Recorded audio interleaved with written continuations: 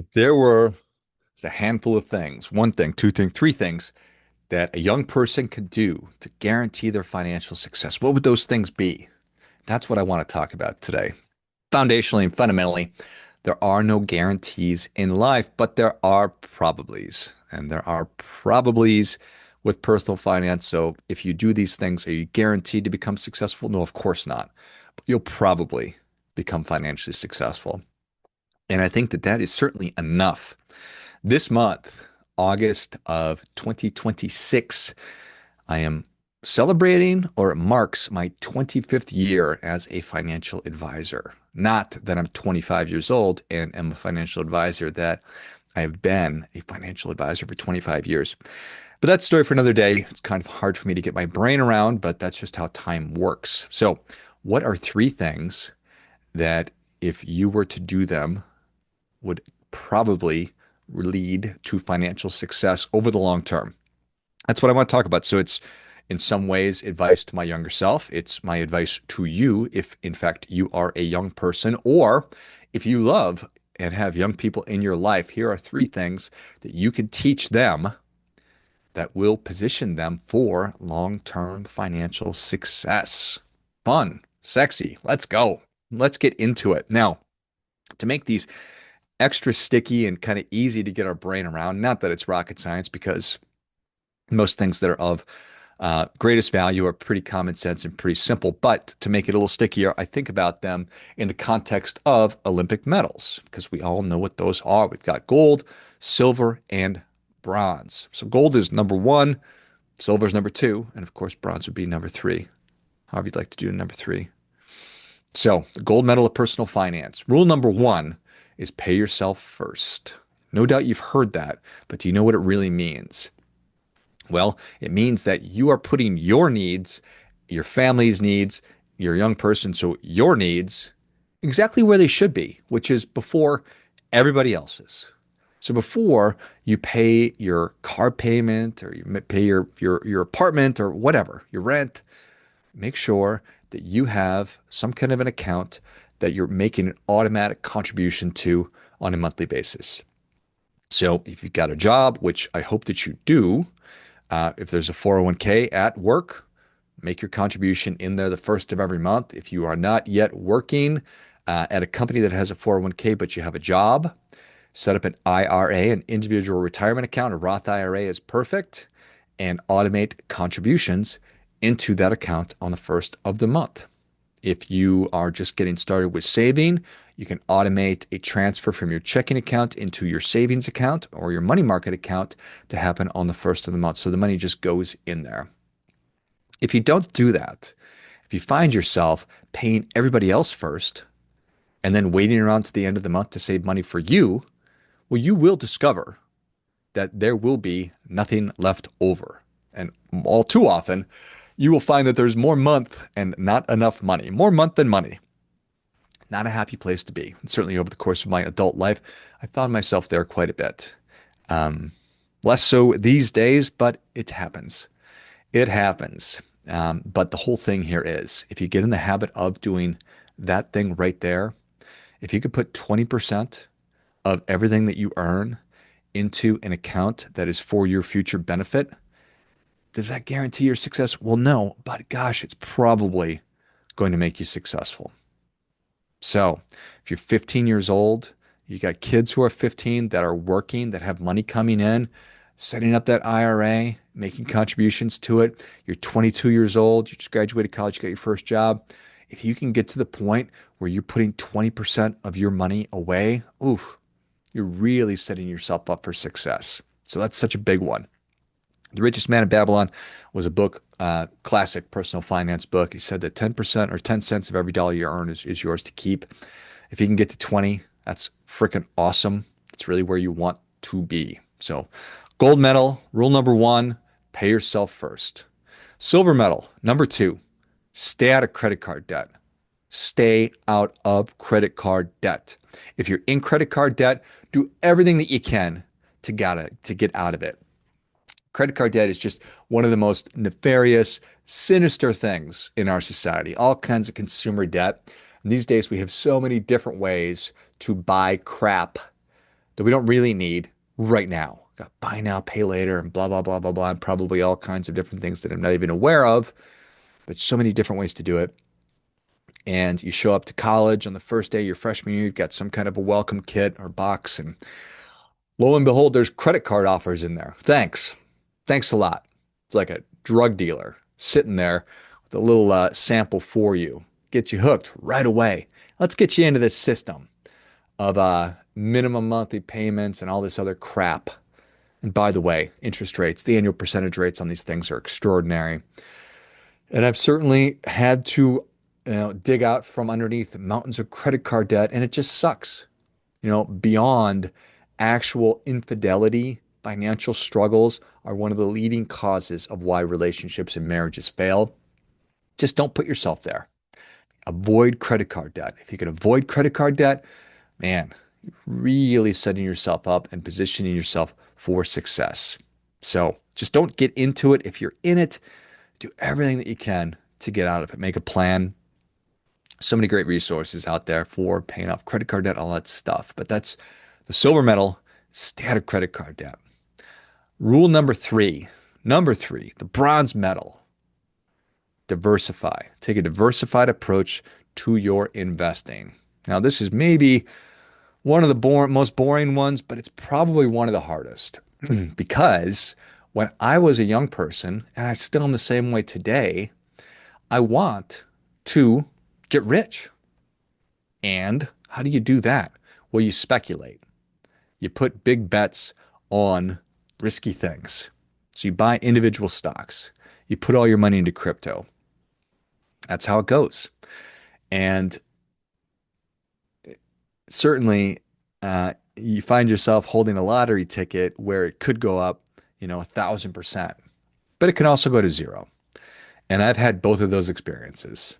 Professional money managers, professional traders, they talk about losing money in the stock market as paying your tuition. Everybody's got to go through it. So if you have never invested in an individual stock and you start doing that, you will lose your money. Doesn't mean you're going to lose all of it. You might find some winners. But what I advocate for is this. You give yourself permission to engage in that kind of speculation. Because that's what it is speculation. There's saving money, which is putting money into a savings account or a checking account, a money market fund, a CD at the bank. Then there's investing. So it's taking calculated risk. And then there's, of course, speculation, which is taking wild swings and putting all of your money at risk. Warren Buffett, one of the world's foremost, most famous investors, said, one of the most primary things you can't do, rule number one is don't blow yourself up. So don't lose all your money. And when you put all of your money into one concentrated investment, like an individual stock, you have the potential of losing all of it. You can look back over time, and there's a lot of different examples of people being way too concentrated. And one of the classic examples is a company called Enron. And you can look up Enron, but what it was one of the biggest companies in the United States. And everybody thought it was this wonderful company. It got caught up in accounting problems. And unfortunately, Enron collapsed. What makes it doubly bad is employees at Enron, many of them had all of their money in their 401k in Enron stock. So what happened was they lost their livelihood, so they lost their paycheck, but then they also lost their entire retirement account too, because the stock went to zero. It doesn't exist anymore. So doubly bad. And these days we have so many wonderful ways, like Robinhood and probably countless other new apps and trading platforms that allow you to easily, and they incentivize you, sort of like interfaces on social media, to be buying and selling individual stocks and doing it more frequently. And like everything, everything's a double-edged sword. You can't have the good without the bad, the sweet without the salty, all that kind of stuff, or the sour rather. But it's great that those apps have introduced people and gotten them into the world of investing. That's certainly a positive thing. Breaking down those walls of, oh my gosh, how in the world does one buy a stock? And that's certainly a positive thing. But the downside is that there's probably a little too much speculation going on and people putting way too much money into an individual stock position versus what's the opposite? What's the alternative? And here's what I'm advocating for. Not giving you any financial advice because I don't know you and your situation.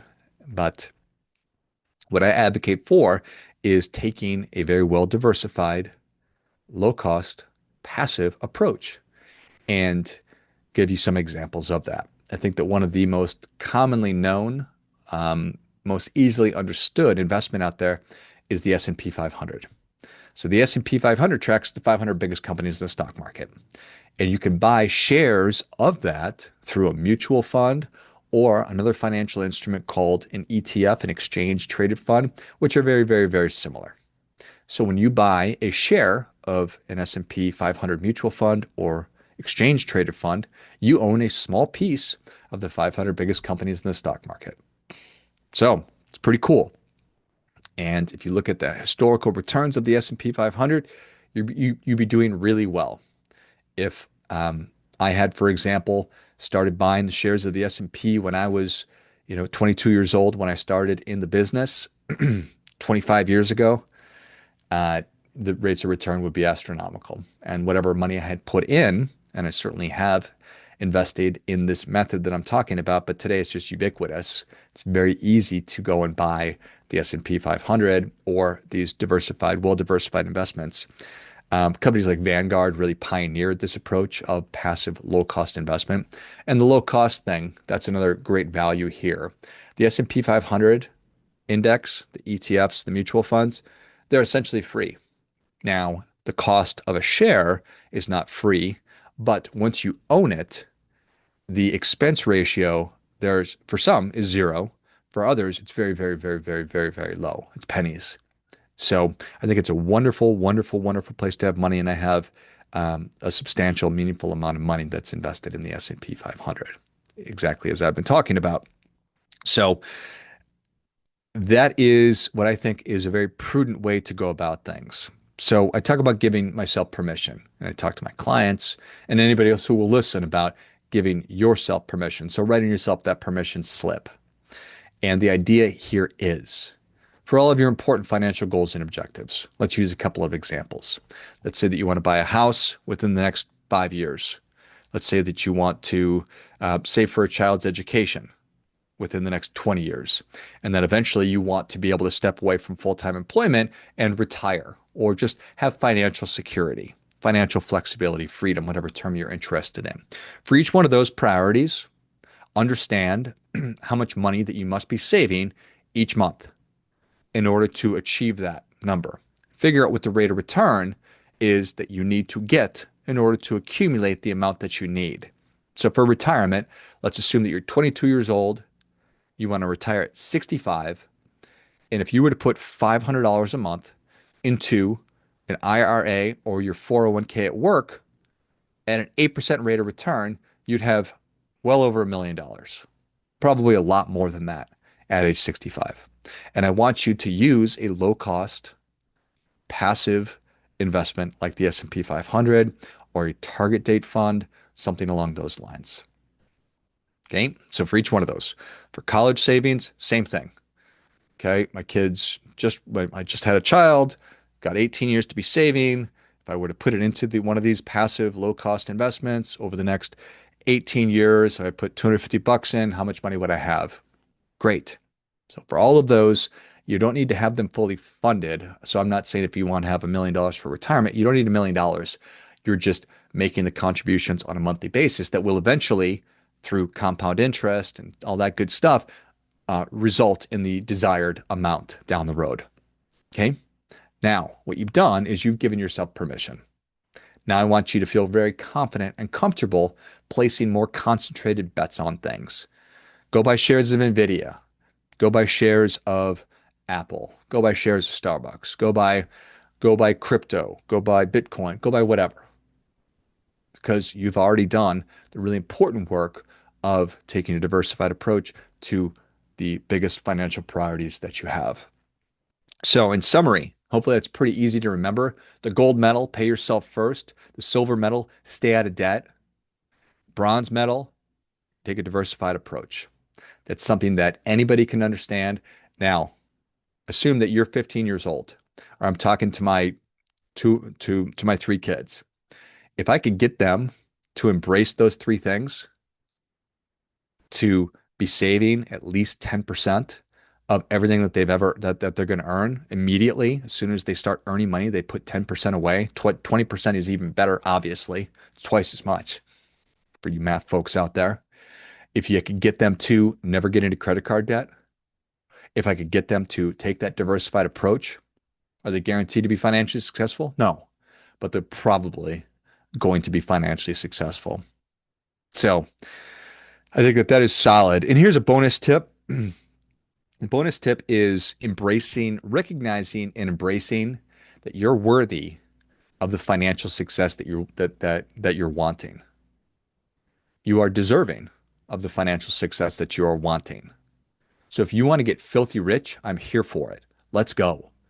If you just want to stop worrying about money, I'm here for it. Let's go. You can do that.